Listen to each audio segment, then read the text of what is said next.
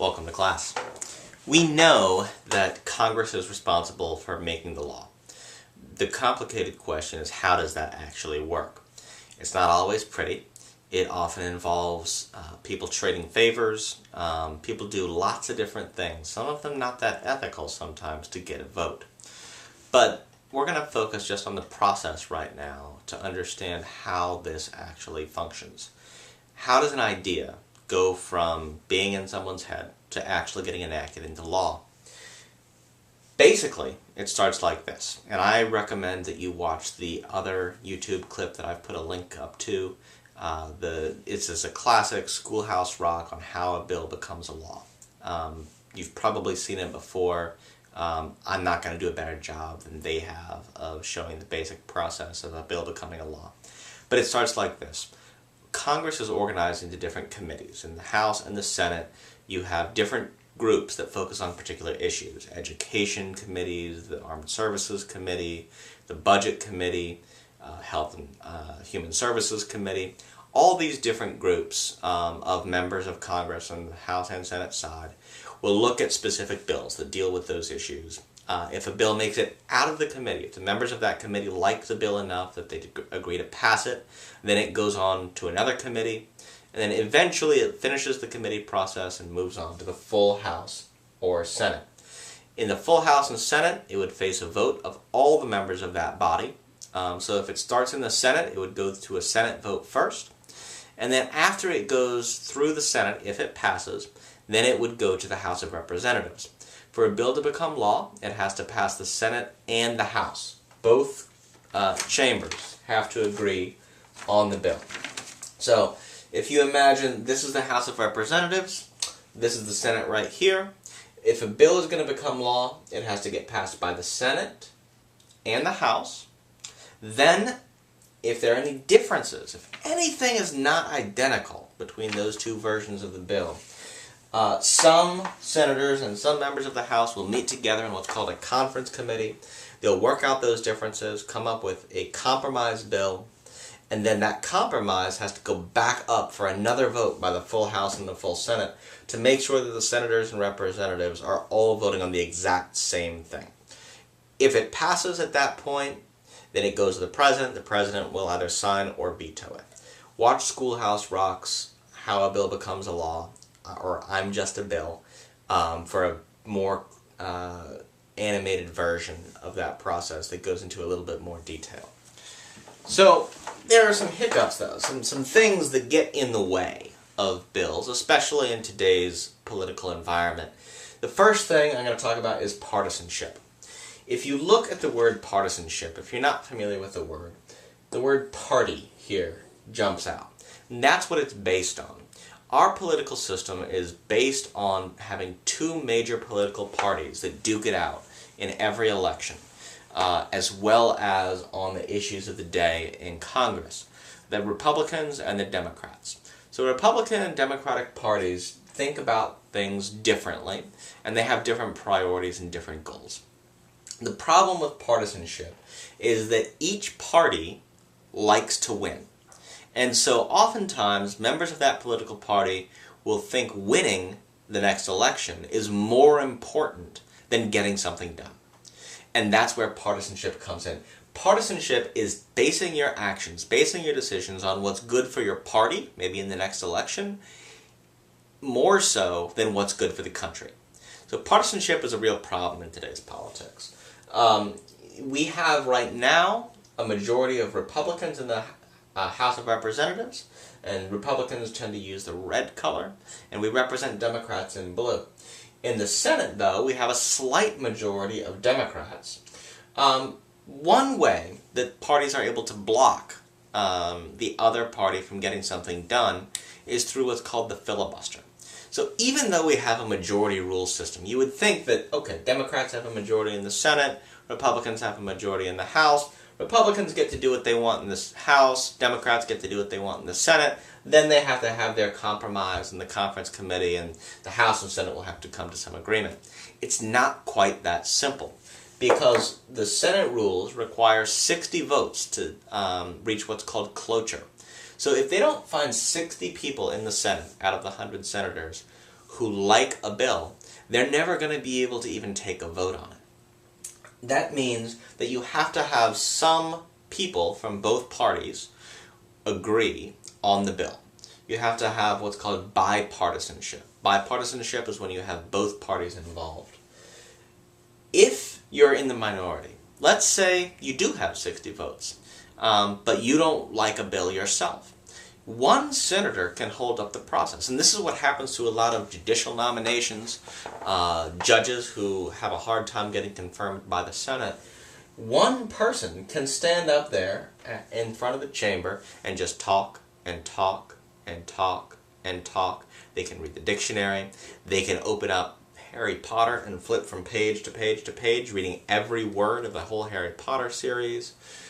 They can read whatever they want, as long as they stand up there on the floor and they don't leave the podium.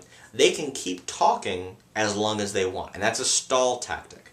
A filibuster is a delay tactic. It's used by members of the Senate or members of the House to slow down the process, to prevent things that they don't like from happening. Sometimes near the end of the legislative session, let's say we know the Congress has to end by July 4th or July 3rd to go home for the July 4th holiday.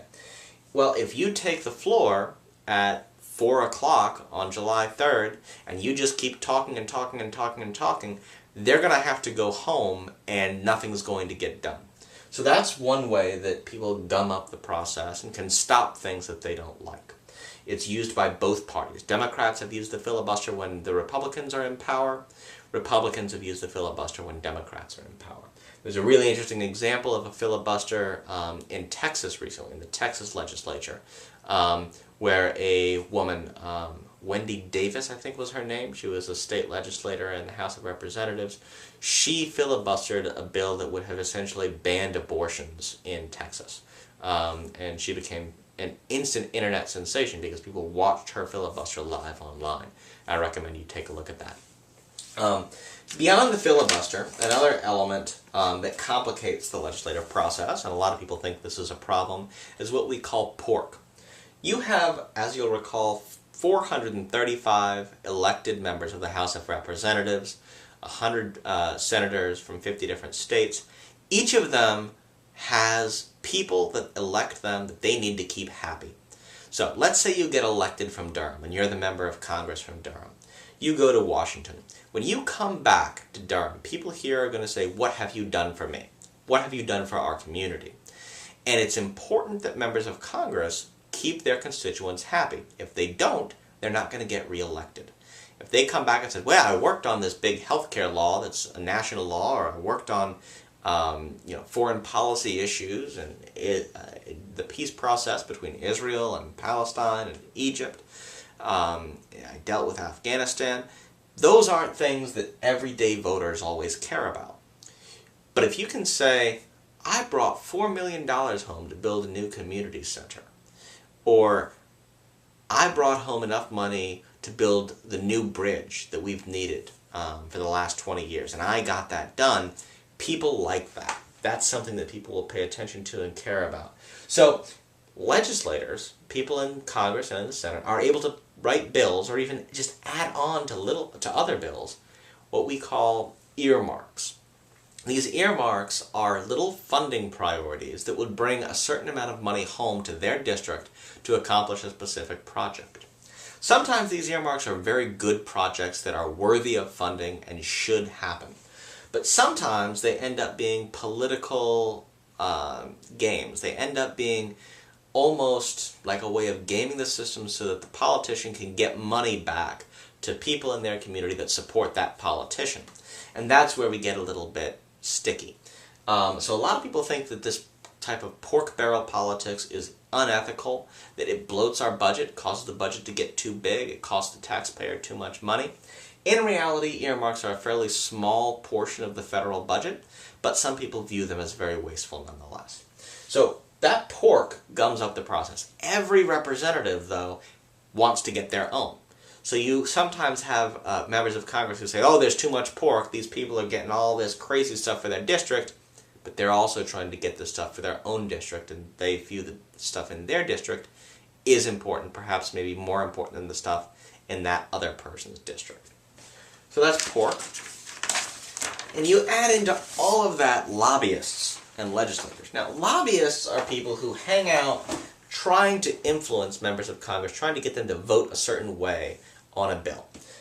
Tobacco companies hire lobbyists, and historically, those lobbyists have tried to stop Congress from passing laws that make cigarettes illegal or make labeling requirements more strict, make advertising requirements more strict. Healthcare companies hire lots of lobbyists to try to make sure during the debate over Obamacare and the national healthcare law that insurance companies' interests were not going to be undermined. So healthcare companies, insurance companies wanted to make sure that their profits were not going to be jeopardized by this new law. Companies hire lobbyists, grassroots organizations, and community organizations also often send people to represent themselves and try to convince Congress to do what those organizations want done. One example of a lobbying organization is the National Rifle Association. They're a special interest. It's an association of gun owners who believe that the Second Amendment shouldn't be limited at all, that anybody should be able to have guns, there shouldn't be any restrictions on guns. And the National Rifle Association has been very influential in stopping gun control legislation at the national level. So, special interest groups, organizations that have a narrow focus, that may not represent everybody. So it might be something like the NRA.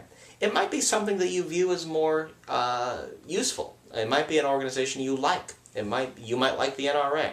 Or you might be a strong advocate of the National Association for the Advancement of Colored People, the NAACP, or the ACLU, the American Civil Liberties Union. All of these organizations have lobbyists. Environmental organizations have lobbyists that work on Capitol Hill trying to persuade senators and representatives how they should vote on different topics. So, in a nutshell, the legislative process is complicated. There's a lot of factors. Most bills that are proposed never make it to law. Most bills, in fact, never even make it out of the committee that they begin in. Bills that do make it out of the committee still have a difficult process to try to make it through the complicated politics of partisanship on the floor of the House of Representatives and then on the floor of the Senate. Keep in mind right now the strong differences in the Republican leadership in the House of Representatives and the Democratic leadership in the Senate make it so that a bill that comes out of the Senate may have no chance of passing the House. And the Congress we have right now, because of this partisanship, has been the least productive, has passed fewer bills than any other Congress in history because they just can't agree. The deep divide between Democrats and Republicans is so strong, it's very hard for them to actually work out compromises and agreements. We haven't even gotten, at this point, to dealing with the president, because the president also would have to agree with whatever legislation comes out of Congress. Bear in mind one thing also, when we talk about the legislative process, what we're talking about is just how bills become laws, how Congress works. So if you see a question about legislation, you should think laws, you should think policies that the government creates through the power of the House of Representatives and the Senate. All right, we'll pick up later.